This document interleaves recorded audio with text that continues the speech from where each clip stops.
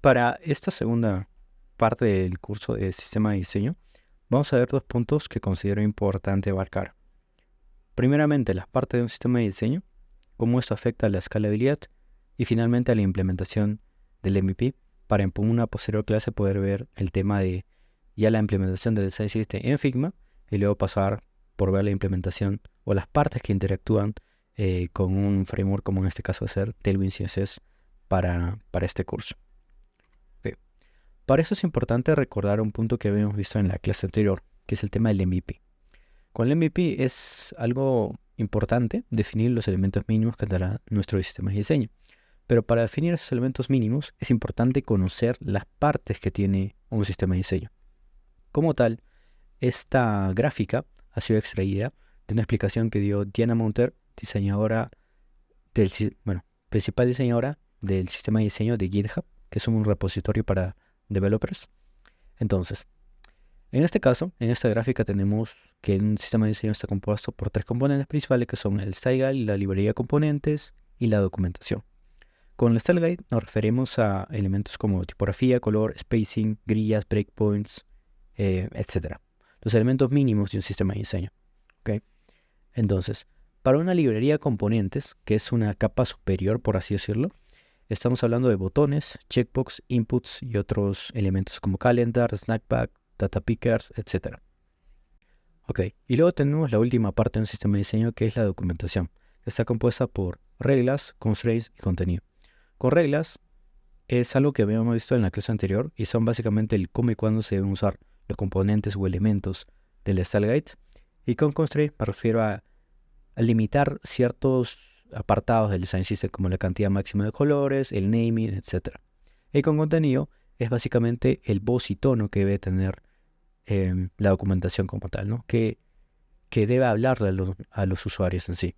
Okay. Una vez definido las partes que componen un sistema de diseño, vamos a ver el tema de la escalabilidad y por qué se sugiere siempre, o bueno, casi siempre es una recomendación, que un sistema de diseño se implemente en diseño en código, que empiece por un style guide, luego por una librería de componentes y finalmente por la documentación. ¿Por qué? Pasa que tenemos en la parte izquierda una línea que hace referencia a la complejidad, en la parte inferior una línea que hace referencia al tiempo. Significa que si nosotros queremos implementar todo un design system, tanto en diseño y código, esto va a implicar una mayor complejidad y un mayor tiempo. Por eso es súper recomendable implementarlo desde la parte más baja de un design system o la foundation, que vendría a ser el style guide, que requiere una menor complejidad y menor tiempo. Otro punto a tomar en cuenta es el tema de los recursos. Y con recursos se hace referencia a las personas disponibles y a la capacidad que tengan esas personas disponibles para implementar el sistema de diseño. Y esto puede incurrir en tener mapeado quiénes son las personas que lo van a componer y cuál es el equipo que va a implementar el sistema de diseño y los recursos y el conocimiento de cada una de las personas que tienen para implementar este sistema de diseño. Y esto abarca tanto a diseñadores como a developers. Entonces es súper importante tener claro que por qué este MVP va a empezar por un style guide. Ahora, con respecto al MVP hay un punto a remarcar, que básicamente lo que habíamos mencionado antes, que tiene que implementarse en diseño y en código. Ahora, ¿cómo yo puedo conocer con qué tecnologías trabajan los developers? Puedes utilizar una herramienta que se llama Wapalizer, que es como un plugin que está disponible tanto en Firefox como en Chrome, que te permite analizar con qué tecnología está hecha la web. Si eres Android, puedes consultarle a tus developers si están usando Kotlin u otro tipo de herramienta, ¿no? Pero en este caso es tan sencillo como ir y preguntar, ¿no? Reunirte con desarrollo principalmente. Ahora, en este caso puede ser que ellos trabajen con Tailwind, CSS, Bootstrap, puede ser que trabaje con RIA, Angular o Vue. Incluso es súper importante tener mapeado con qué trabaja marketing. ¿Por qué? Porque el equipo de marketing no necesariamente sabe de código. Pueden usar WordPress, HubSpot o Webflow u otro tipo de herramienta que les permita implementar sus campañas en una plataforma que no requiera código y de fácil mantenimiento para ellos, ¿no? Ahora, antes de pasar a la parte de definir el MVP, es súper importante mencionar esto, que es algo que no se suele mencionar tanto, que es el design system es agnóstico. ¿Qué implica que sea agnóstico? Pues básicamente que el design system no debe estar atado a una tecnología. Por ejemplo, en el caso de Carbon Design System, que es el sistema de diseño de IBM, vemos que tiene una librería para React, para implementar el sistema de diseño en React, en Angular y en Vue. ¿Esto qué quiere decir? Que básicamente, si nosotros vamos a implementar un sistema de diseño, debemos facilitar la adopción del mismo al acceso a este tipo de herramientas, ¿no? Si nuestro equipo trabaja con X o Y herramienta, facilitarle, es súper importante, facilitarle el acceso a recursos para que puedan trabajar y usar el sistema de diseño como tal. Ahora, una vez definido las partes de un sistema de diseño, la escalabilidad y también tener mapeado con qué trabajan nuestros desarrolladores, es súper importante empezar a definir el MVP. Para definir el MVP, de una forma sencilla, vamos a dividirlo en dos partes, que es lo mínimo necesario que necesito para implementar el sistema de diseño en su etapa inicial y lo ideal, que es lo que quiero que tenga, ¿no? Entonces, basado en esta premisa, tenemos que lo mínimo necesario tiene que estar ligado a un objetivo, a una curva de aprendizaje y a una tecnología. Con el objetivo, en este caso para este curso va a ser crear una landing page, con la curva de aprendizaje va a ser una dificultad media, ya que no solo vamos a trabajar en Figma, sino que vamos a llevar esto a código y vamos a explicar las partes que interactúan con un framework como Tailwind CSS, que en este caso vendría a ser la tecnología. Ahora, lo mínimo necesario que necesitamos serían colores, tipografía espaciada y un sistema de elevación.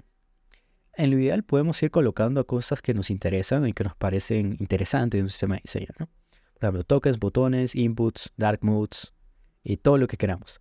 Pero esto tiene un grave problema, y es que los tokens, por lo menos en web, que yo tenga conocimiento, hay una documentación especial para implementar tokens ya sea en React, Angular, Vue o en tecnología como Bootstrap y Tailwind. Hay documentación. El detalle es que esto implica una mayor curva de aprendizaje, tanto para devs, tanto como para diseñadores. Entonces, es algo que se coloca en la columna ideal porque es algo que no necesariamente impacte. Y esto como tal, lo que hace es elevar la complejidad y el tiempo. Y bueno, una mayor demanda de recursos. Por lo tanto, tener lo ideal no significa trabajar bien en un design system, ¿no? Entonces, por ejemplo, más abajo tenemos el tema del dark mode, ¿no? Que de cierto modo viene ligado con los tokens, pero no es algo prioritario a nivel de experiencia, ¿no? Entonces, con lo ideal tenemos que no hace match con el objetivo, tampoco con la curva de aprendizaje, tampoco con la tecnología. Puede que sí con la tecnología, porque Tailwind tiene un apartado para ver los tokens, pero eso igual eleva la curva de aprendizaje tanto para diseñadores y para desarrolladores. Ahora, siempre va a ser mejor quedarnos con lo mínimo necesario porque es mejor tener algo que nada. Entonces, en este caso vamos a pasar por implementar el sistema de diseño, los colores, tipografía, espaciado y el sistema de elevación como parte del Style Guide y con el objetivo de implementarlo en una landing page.